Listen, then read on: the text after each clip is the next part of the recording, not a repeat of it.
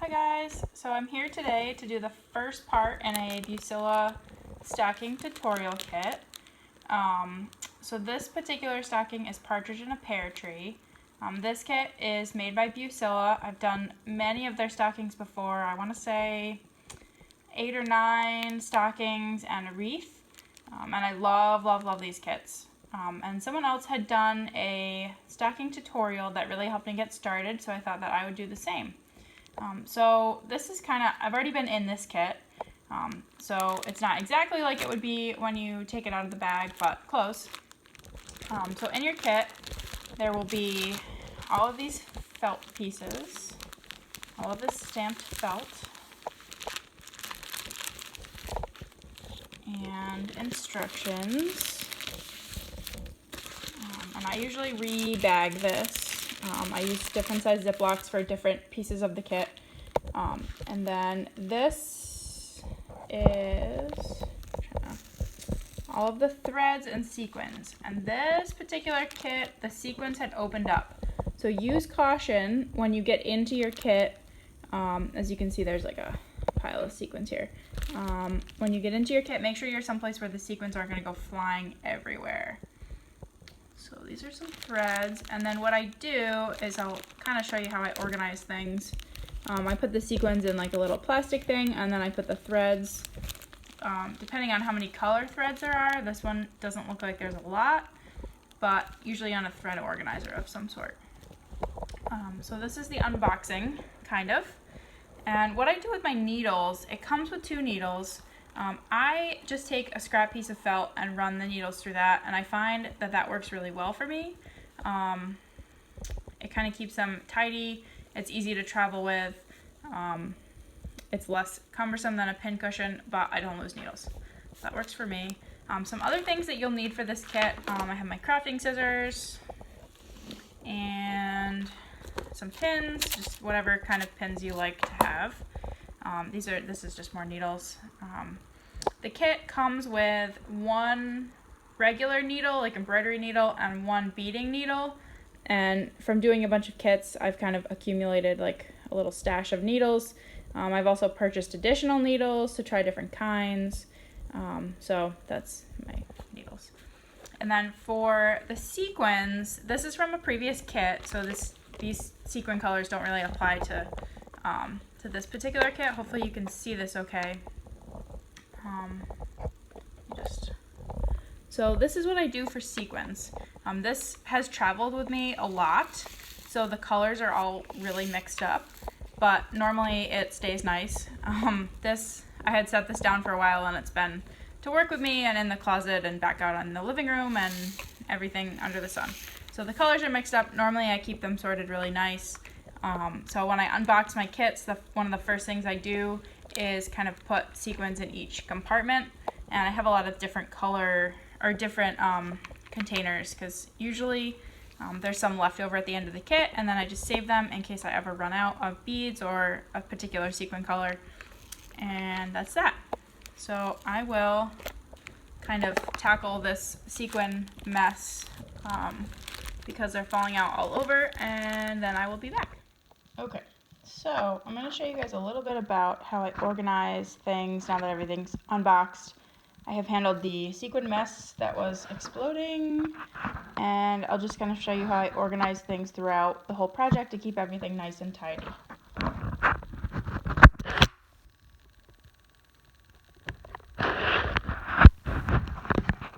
Okay, so this is my sequin box.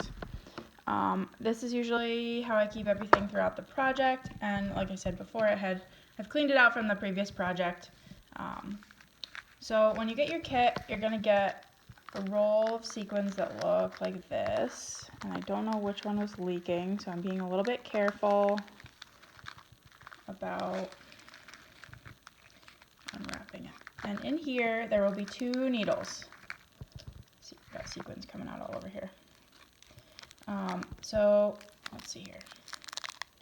This long skinny blue one is the beading needle. That's what you'll use to sew on the sequins and the beads. And then this little purple one is the embroidery needle. the needle that you could use to make the appliques, do the embroidery on the different felt pieces, and so forth. So I'm just going to set those aside. I, like I had mentioned before, have a big stash of them, so I don't necessarily open the new ones every time. You guys can see this okay. So what I do with this, I usually go from the bottom compartment first, and I go, oh, I got sequins leaking. Just kind of snip corner, and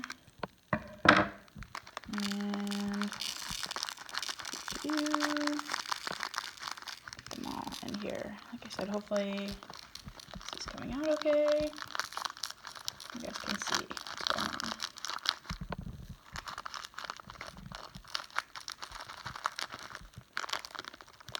I got a stray bead.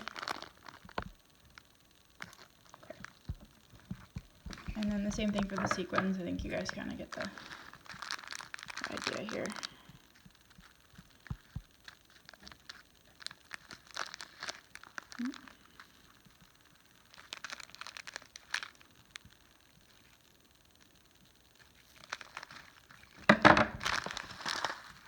Ah, that was the sequin that was open.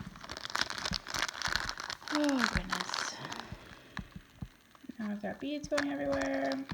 This is one of the many crafting hazards you will encounter.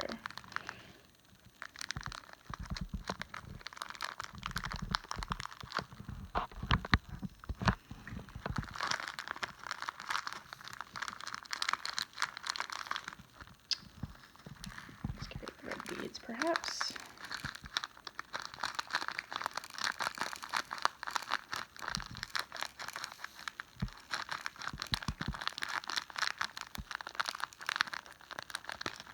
Okay. Brown sequins, there's not very many of those. So I'm going to, let's see what we can do here.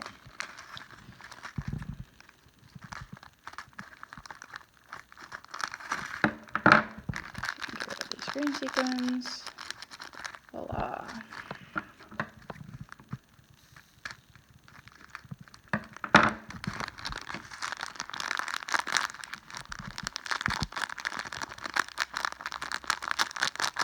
Come on. Out.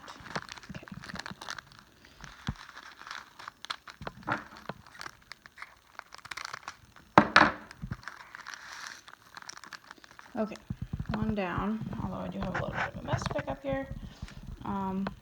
Okay, so there's, as you can see, there's a whole nother thing here. Just quickly do this.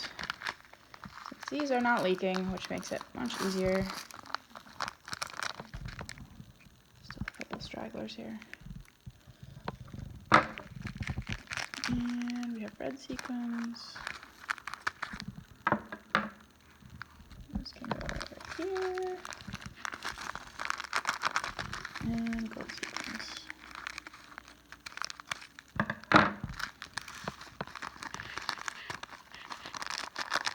Okay, and then I will contain the mess. This is just garbage now. I'm just going to stick these in here for now so I don't lose them. Let's see, I don't want to lose any beads.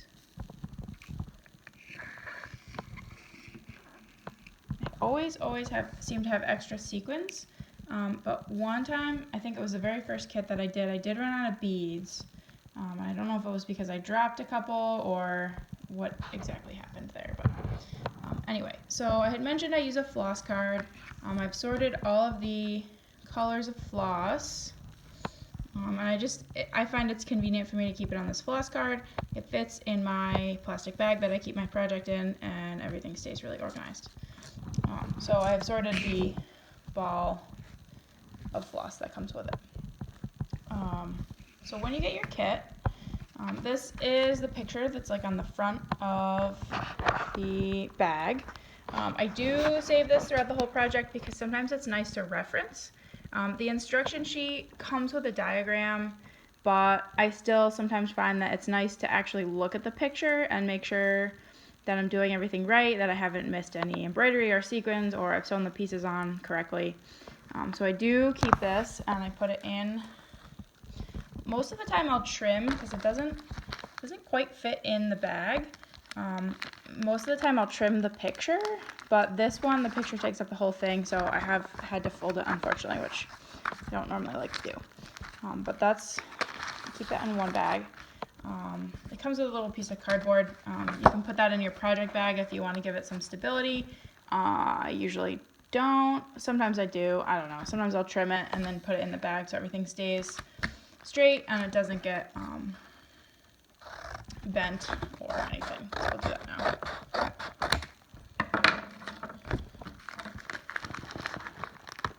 Keeps it from getting crinkled if I travel with it. This one I probably won't travel with, but hey, you never know. Okay, so your kit also comes with instructions. They can be kind of overwhelming initially if you're not used to crafting instructions. So one of the pieces of the diagram, hopefully you can see this okay. One of the pieces of the instructions is a diagram. So the diagram tells you, like these symbols, comes with a key. Get the key out. Jumping ahead here. So this is your color and symbol guide. Like I said, it's probably kind of hard for you to see in this kind of situation, but it tells you all of the different stitches. So on the diagram, you'll be able to see, like if you look at these leaves, hopefully you can see the leaves that I'm pointing at. It shows you like the stitch. There's like a little dashed line. So you look at the dashed line and then you're gonna match that up with the instructions. So it looks like that's gonna be a dark green, like regular embroidery stitch. So outline stitch. So it shows you over here all of the different types of stitches. And we'll be going through that as I go through the project. So I'll go through that with you. This one's pretty basic. There's not a lot of crazy stitching. Some of the other kits have different types of stitches that are not quite as basic. They're still, you know, don't be scared. They're fine. But this particular kit's pretty straightforward. So here's the key. It tells you all the felt colors you should have. It tells you all the sequin colors you should have, the bead colors. A quick note, the red sequins use red beads and all of the other color sequins use clear beads. And that's going to be consistent throughout all of the Bucilla felt projects. So this is in English. So it gives you like some general instructions. I'm probably not going to go through all of these with you. If you decide to do a kit, you will have it, and a lot of it we'll probably cover as we go through the kit itself. So I'm not going to worry too much about this. It gives you like an alphabet key if you have a stocking that you can put the name on top, that you can trace onto the stocking and sew. Yeah. So most of the stuff we will cover. So there's the design key. So there's the diagram, and then this is the actual instructions. So it'll tell you all of the pieces are numbered, and then on the diagram you can see that these are all numbered. So the stamped felt will match this diagram, and then the instructions will also refer to the numbered pieces. So like embroidery and sequin piece number 1. That'll be the first step that we're going to do. So we'll go through these as we go. They're pretty self-explanatory, but I find they're not horribly descriptive, which is why I like to save the picture and refer to that to help. So take all of this.